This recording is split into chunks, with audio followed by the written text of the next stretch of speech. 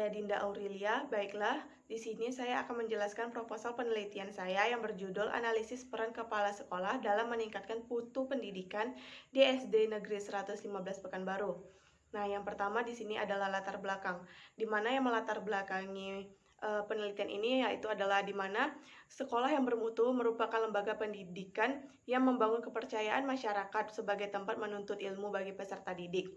Nah, dalam mewujudkan pendidikan yang bermutu diperlukan pemimpin dan pengelola lembaga pendidik yang baik, yaitu kepala sekolah.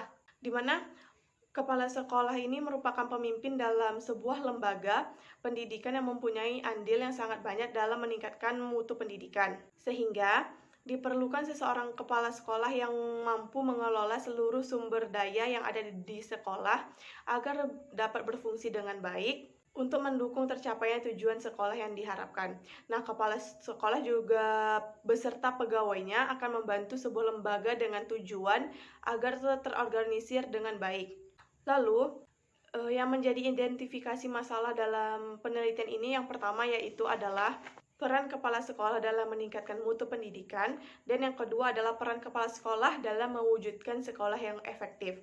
Lalu ada pembatasan masalah dalam penelitian ini di mana penelitian ini mengkaji tentang analisis peran kepala sekolah dalam meningkatkan mutu pendidikan di SD Negeri 115 Pekanbaru. Maka peneliti ini hanya membahas 3 topik saja. Yang pertama yaitu adalah standar isi, standar proses, dan standar sarana dan prasarana. Untuk selanjutnya yaitu adalah rumusan masalah, di mana rumusan masalah dalam penelitian ini yang pertama adalah bagaimana mutu pendidikan di SD 115 Pekanbaru. Yang kedua, bagaimanakah peran kepala sekolah dalam meningkatkan mutu pendidikan di SD Negeri 115 Pekanbaru. Selanjutnya, dalam penelitian tentu saja memiliki tujuan. Yang pertama tujuannya itu untuk mengetahui mutu pendidikan di SD Negeri 115 Pekanbaru. Yang kedua yaitu untuk mengetahui peran kepala sekolah dalam meningkatkan mutu pendidikan di SD Negeri 115 Pekanbaru. Nah, di sini terdapat 3 manfaat dalam penelitian ini. Yang pertama, manfaat bagi kepala sekolah, di mana kepala sekolah SD Negeri 115 Pekanbaru ini bisa menjadi bahan masukan untuk meningkatkan peran seorang pemimpin dalam meningkatkan mutu pendidikan pada masa yang akan datang.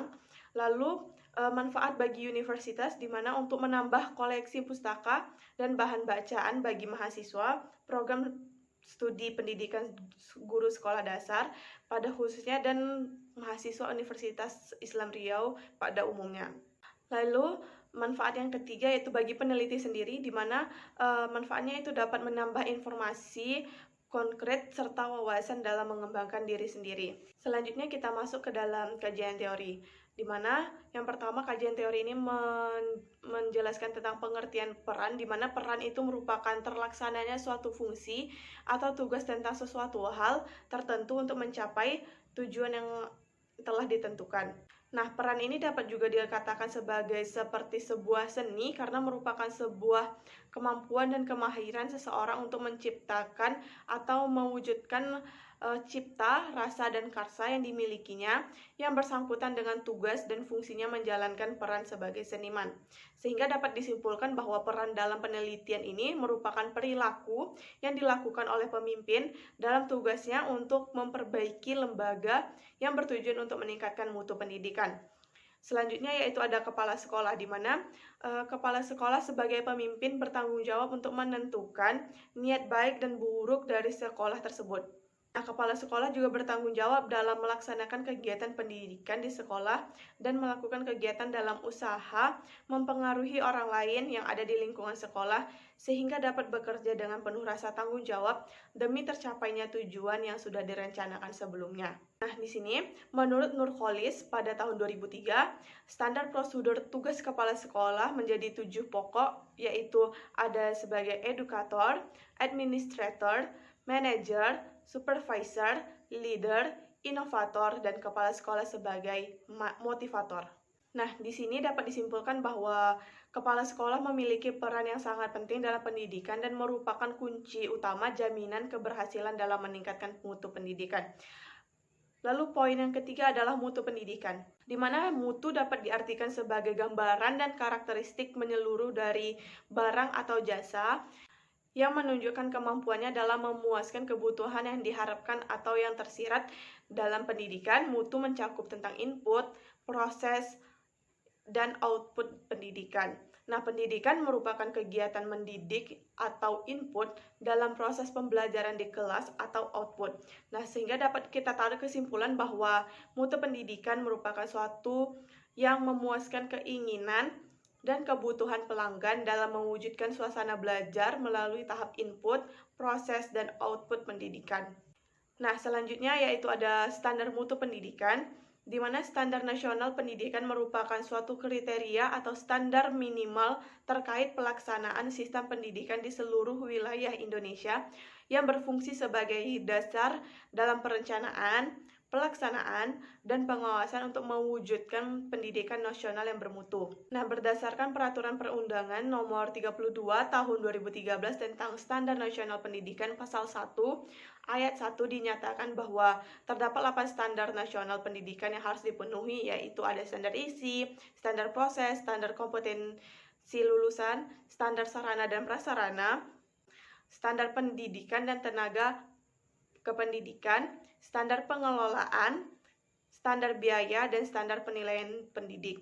Nah, dari kedalaman standar yang sudah disebutkan tadi, peneliti ini hanya meneliti 3 standar, yaitu standar isi, standar sarana, dan prasarana, serta standar proses.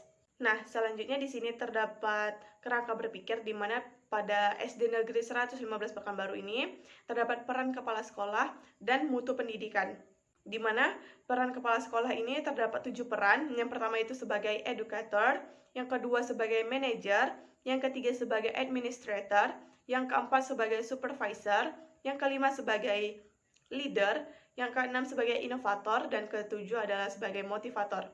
Sedangkan untuk mutu pendidikan terdapat 3 mutu pendidikan di sini, yaitu adalah standar isi, yang kedua standar proses, dan yang ketiga adalah sarana prasarana.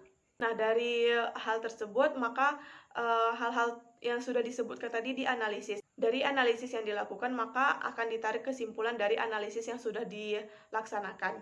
Selanjutnya, yaitu adalah hipotesis tindakan, di mana hipotesis tindakan di sini bagaimana peranan kepemimpinan kepala sekolah dalam meningkatkan mutu pendidikan di SD Negeri 115 Pekanbaru. Selanjutnya, di sini saya ada melampirkan tentang penelitian relevan, di mana di sini ada 5 penelitian yang relevan mengenai penelitian ini.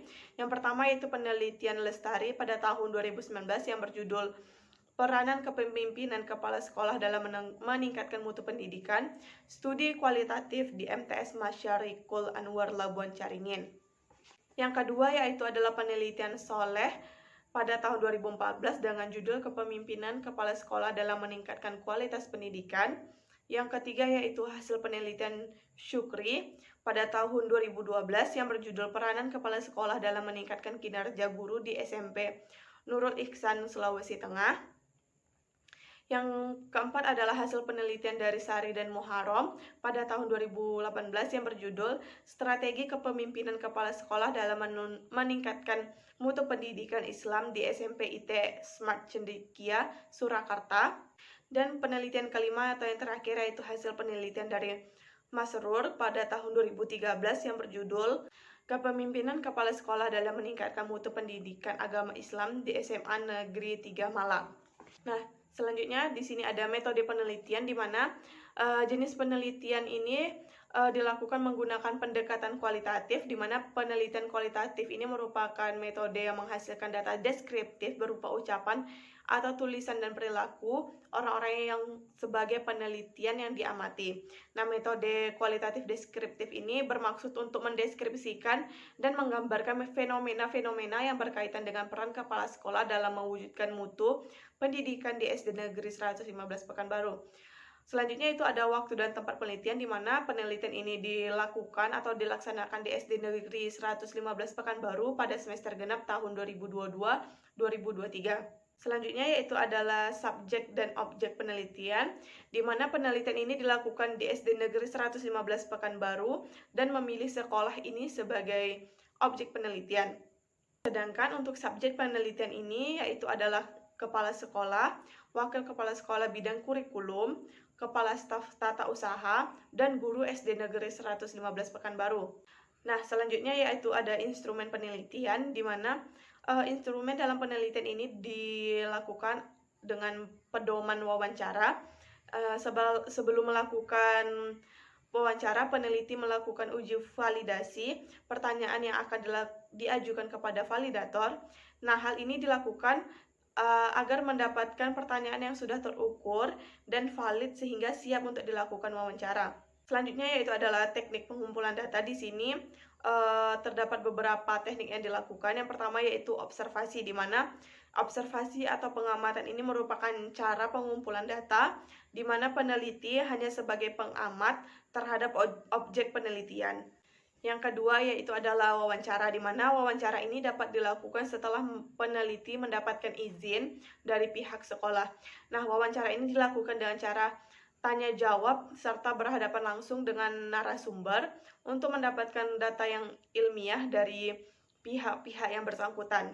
Yang ketiga yaitu dokumentasi, di mana teknik dokumentasi ini bertujuan untuk melengkapi data yang diperoleh dari observasi dan wawancara yang dilakukan oleh penelitian.